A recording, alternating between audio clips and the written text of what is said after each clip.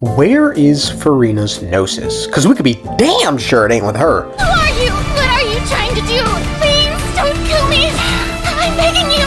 But before we talk about where her Gnosis is, let us first discuss, what is a Gnosis?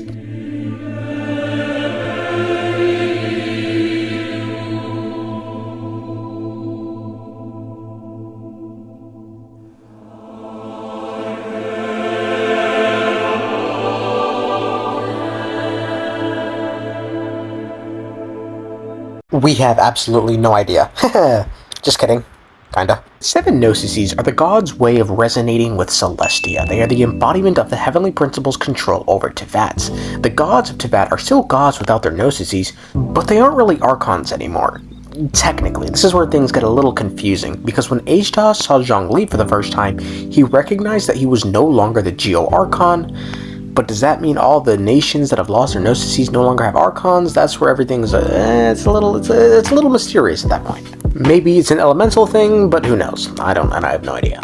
But this is all we know about Gnosises. I'm not joking. We're one nation away from visiting Snezhnaya, and we have absolutely no idea why their archon is collecting all these Gnosises, why they want them so bad, what they do, or what they're even capable of. That's I guess not knowing is part of the fun, huh?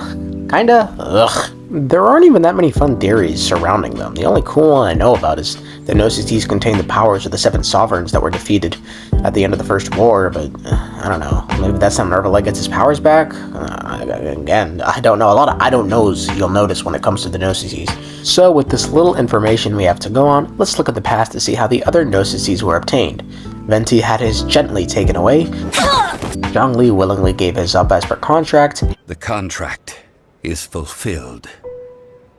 That which thou seeketh is now bestowed unto thee.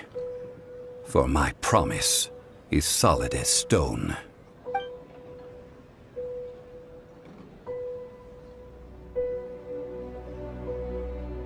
Bruh. A gave hers to Miko, who then gave it to Scaramouche in exchange for the Traveler.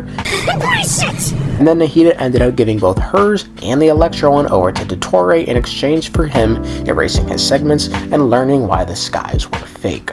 I'm very glad I got to meet you like this. I'll blow up into smithereens and spew my tiny symphony all up and down a city street while trying to put my mind at ease, like finishing this melody. This feels like a necessity, so this could be the 10th of me, or maybe just a better me. Now come in with the Tiffany's and take a shot of Hennessy. I know I'm not there mentally, but you could be the remedy, so let me play my violin for. So of the 4 Gnosises, only 1 god did not have their Gnosis on their body, the rest all had them on their persons. Let's make it 5 anyway, because there's no way in hell that Furina has her Gnosis on her. No chance, bro. If that was the case, her Gnosis would have been the first one that they would have took, where the Fatui simply would have sent Shadow to go pick up her Gnosis immediately. This is like taking candy from a baby, which is fine by me.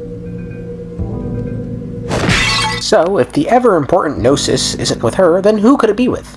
One option is Clorinde, her bodyguard. She is Fontaine's best duelist and has fought Child, and Furina clearly trusts her if she entrusts her protection with her. Child obviously is a Fatui Harbinger. He even says that when he was fighting Clorinde, she was holding back, so it seems she's capable enough to keep up with the Harbingers, who are the ones that are going after the Gnosises.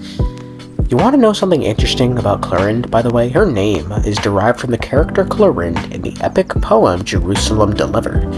In it, Clorinde is depicted as a skilled and cunning warrior, and at one point in the narrative, she assumes a disguise and infiltrates the Christian camp as a spy for the Muslim forces. This act of espionage is a significant event in the story and plays a role in unfolding the plot. And you know something else? There's that one missing Fatui Harbinger seats. We are in the land of deception. Fontaine, anyway, as fun as this theory would be, it doesn't make any sense. Arlecchino is in Fontaine to get the Gnosis, so that means the Tsarista doesn't have it yet, or have any way of obtaining it. So while Clorinde could be a spy, it's not for the Fatui. And I also don't think she just has the. I don't think she has the Gnosis. It sounds weird giving your valuables to your bodyguard, like. Bro, they're the front line, you know? Moving right along, another place the Gnosis could be is with Monsieur Neuvillette. Like A and Miko, Furina and Neuvillette have known each other for hundreds of years, and while they don't seem as friendly as A and Miko, there is still a chance that that wise Furina could have handed her Gnosis over to him if she knows about his past or if she simply wanted him to hold it for whatever reason. Besides, it does seem like there is some sort of hidden connection between the two that isn't as apparent on the surface. You will see much in the human world, from the delightful to the depressing.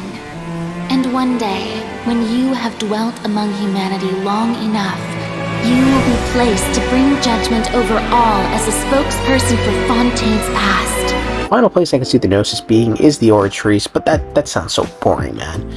It could be the energy that fuels the Oratrice, and this is most likely the answer, but man, this is the dullest one, dude. I mean, that's it for the places I think the Gnosis could be. I quite literally cannot think of anywhere else it could be. If it's not in one of those three places, then Mihoyo, I tip my hat to you for what you have done. You have befuddled me. I'd be flabbergasted if it's not in one of these three places.